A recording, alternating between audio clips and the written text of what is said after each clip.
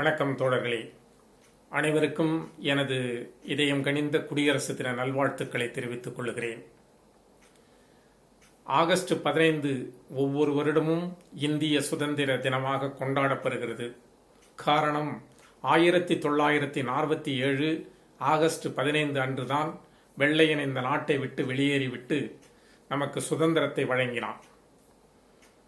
ஆனால் ஜனவரி 26 என்பது இந்த நாட்டினுடைய குடியரசு நாளாக கொண்டாடப்படுவதற்கான காரணம் என்ன என்பது பல பேருக்கு தெரியாது. எனவே அது சார்ந்த செய்திகளை மட்டும் உங்களோடு நான் பரிமாறிக்கொள்ள விரும்புகிறேன். மகாத்மா காந்தி மட்டுமல்ல, பல்வேறு விதமான முன்னணி சுதந்திர போராட்ட தலைவர்களுக்கு பின்னாலே அணிவகுத்து நின்ற மக்கள் கூட்டத்தை இனியும் சமாளிக்க முடியாது என்ற நிலையில் இந்திய தேசத்தினுடைய சுதந்திரம் கனிந்து வருகின்ற ஒரு சூழ்நிலையில் இனியும் இந்த நாட்டை தன்னுடைய ஆளுமையில் வைத்திருக்க இயலாது என்பதை உணர்ந்து கொண்ட வெள்ளையன், உங்களுக்கான ஆட்சி அதிகாரத்தை நீங்களே உருவாக்கிக் கொள்ளுங்கள், உங்களுக்கான அரசியல் அமைப்பு சட்டத்தை உருவாக்குவதற்கு அரசியல் நிர்ணய சபையை நீங்களே தயாரித்துக் கொள்ளுங்கள் என்று சொன்ன பிறகு 1946 அரசியல் நிர்ணய சபை உருவாக்கப்பட்டு விட்டது. 1947 ஆகஸ்ட் 15 நாள் தான் நமக்கு விடுதலை கிடைத்தது என்றாலும் கூட 1946 அரசியல் நிர்ணய சபை உருவாக்கப்பட்டு அதற்கான வேலை ஆரம்பமானது. அப்படிப்பட்ட இந்த நாட்டினுடைய சட்டத்தை உருவாக்குகின்ற அரசியல் நிர்ணய சபையிலே கலந்து கொண்ட உறுப்பினர்கள் அத்தனை பேரும் கற்றறிவாளர்கள், அறிவார்ந்த மேதைகள்.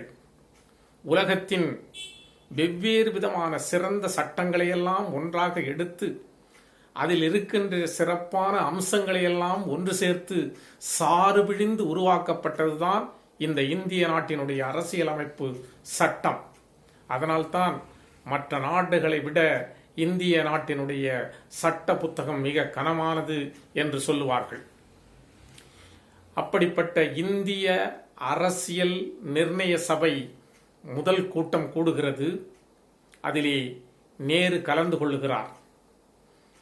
நேரு கலந்து கொண்டு பேசும் பொழுது தன்னுடைய கனவை விதைக்கின்றார்.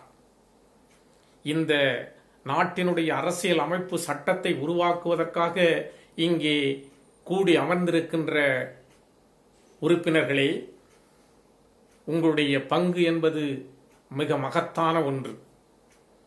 இந்த நாட்டிலே இருக்கக்கூடிய கடைக்கோடி மனிதன் உட்பட அனைவருக்கும் உணவு, அனைவருக்கும் இருப்பிடம், அனைவருக்கும் ஆடை, இந்த மூன்றும் எளிதில் கிடைக்கக்கூடிய வாய்ப்புகளை உருவாக்குகின்ற வகையிலே நீங்கள் உங்களுடைய பங்காற்றுதல் இருக்க வேண்டும் என்று அவர் உரையாற்றுகின்றார்.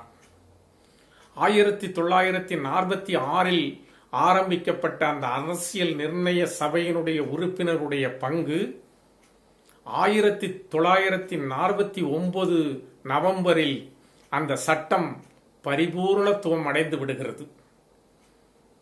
1949 முழு வடிவம் பெற்றுவிட்ட அந்த அரசியல் சட்டத்தை அந்த 1949 26 நாள் நவம்பர் 26 நாள் இந்த நாட்டினுடைய குடியரசு நாளாக அறிவித்திருக்கலாமே, ஏன் தாமதித்தார்கள்? சரி, டிசம்பர் மாதம் முழுவதும் அந்த புத்தகத்தை வைத்துக்கொண்டு அவர்கள் ஏன் காத்திருக்க வேண்டும்?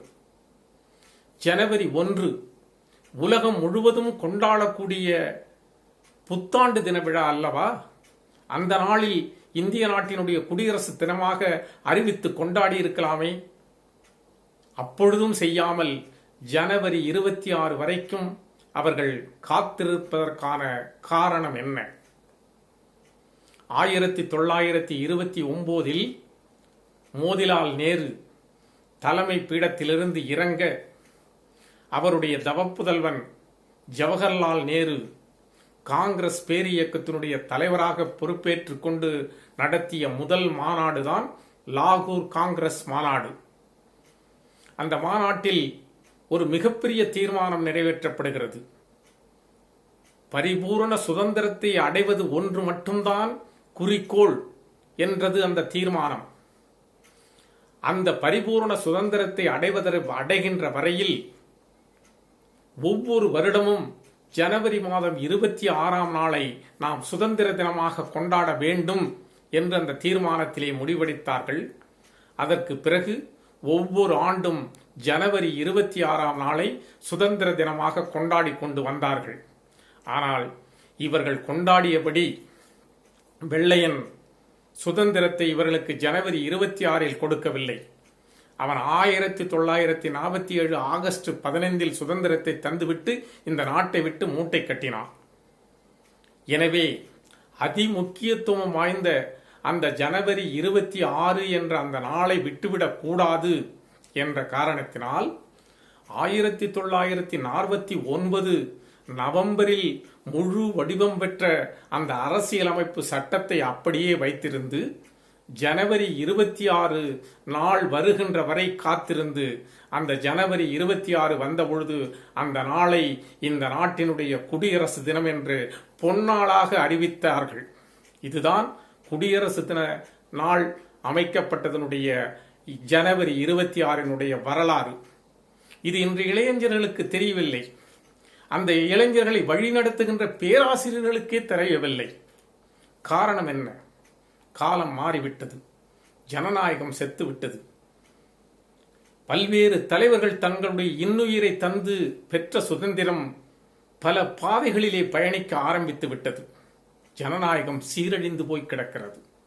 இதைத்தான் எங்களுடைய BSNL-இல் வேலை செய்து ஓய்வு பெற்று மறைந்த ஒரு தோழர் ஜனநாயகம் படும் பாடு என்ற ஒரு கவிதையை எழுதினார். பாத்திகட்டி விதை விதைத்தான், நேர்த்தியாய் நீர் தெளித்தான். பாத்திகட்டி விதை விதைத்தான், நேர்த்தியாய் நீர் தெளித்தான். பாங்காய் முளைத்த செடி படர்வதற்கு கோல் கொடுத்தான். ஆடு வந்து மேயுமென்று ஆடாத வேலியிட்டான். ஆடு வந்து மேயுமென்று ஆடாத வேலியிட்டான். அந்தோ ஒரு நாள் ஆடாத வேலியே ஆடிச் சென்று அழகாய் வளர்ந்து நின்ற செடிமேயும் கொடுமை கண்டான். மேனி துடித்து நின்றான்.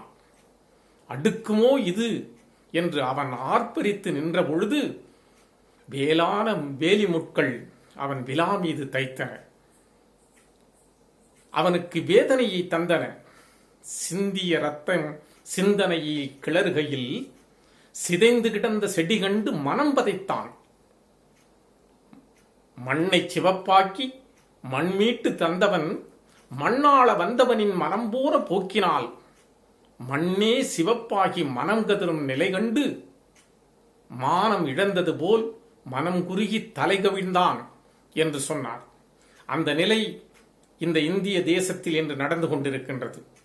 அனைத்து தளங்களிலும் ஜனநாயகம் பாழ்பட்டு போய்விட்டது. இந்த இளைஞர்களுக்கு யாரையுமே தெரியவில்லை. காந்தியின் முழு பெயர் என்ன என்று கேட்டால் சொல்ல தெரியவில்லை.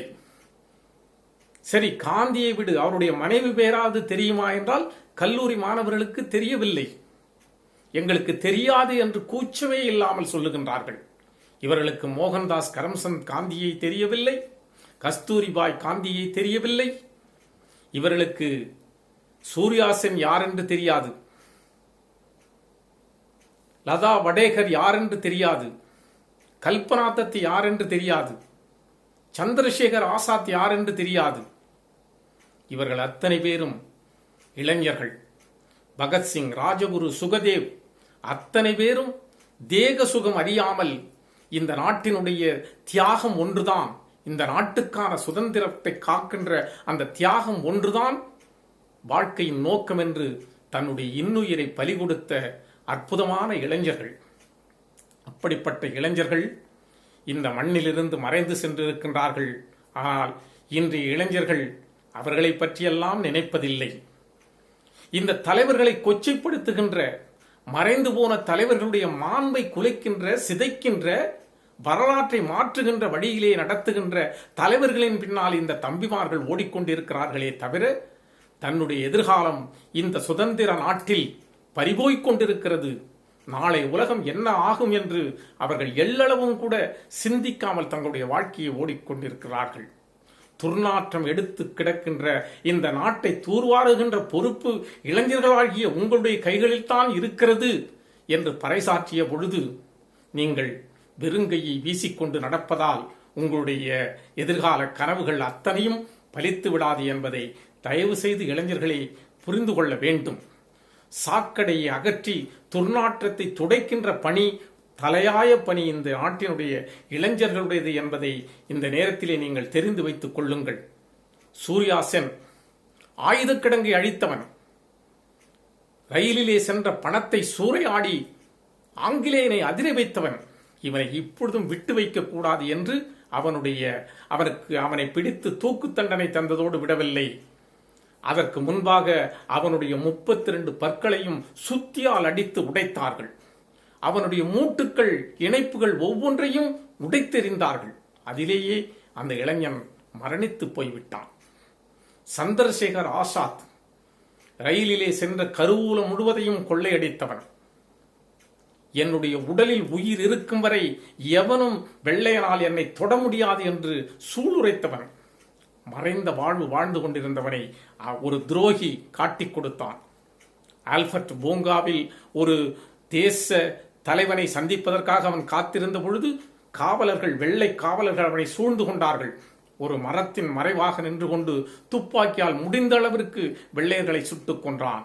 இறுதியில் அந்த மரத்தின் அடியிலேயே அவன் சாய்ந்து போனான். அவனுடைய உடலில் 60 குண்டுகள் துளைத்திருந்தது. அவன் சொன்னபடி அவனுடைய சடலத்தை மட்டும்தான் இந்த வெள்ளைக்காரர்களால் தொட முடிந்தது. இப்படிப்பட்ட ஒரு வாழ்க்கை. இதுபோல இளைஞர்கள் எத்தனையோ பேர் மரணித்திருக்கிறார்கள். ஆனால் இந்த இளைஞர்களுக்கு எதுவுமே புரியவில்லை. சீனாவிலே சென்று மாசேதுங்கனுடைய நடைபயணத்தை பற்றி நீங்கள் கேட்டு பாருங்கள். அந்த நெடும்பயணம் 10 லட்சம் பேருடன் தொடங்கிய நெடும்பயணம் முடிகின்ற பொழுது வெறும் 10,000 பேருடன் முடிந்த அந்த அவல நிலையை அங்கிருக்கின்ற இளைஞர்கள், அங்கிருக்கின்ற மாணவர்கள் யாரை கேட்டாலும் சொல்லுவான். ரஷ்ய புரட்சியை ரஷ்ய மண்ணிலே சென்று அங்கிருக்கின்ற மனிதர்கள், அங்கிருக்கின்ற மாணவர்கள், இளைஞர்களிடம் கேட்டு பாருங்கள், அத்தனையும் விளக்கமாக சொல்லுவான். ஆனால் நமக்காக நம்முடைய இன்னுயிரை துறந்து இந்த மண்ணுக்காக மடிந்து போன தலைவர்களை பற்றி நாம் தெரிந்து கொள்ளாமல் அவரை மறந்து போனால் நம்மை விட நன்றி கெட்டவர்கள் யார் இருக்க முடியும் இந்த மண்ணில்? எனவே இளைஞர்களே, உங்கள் பாதையை மாற்றுங்கள்.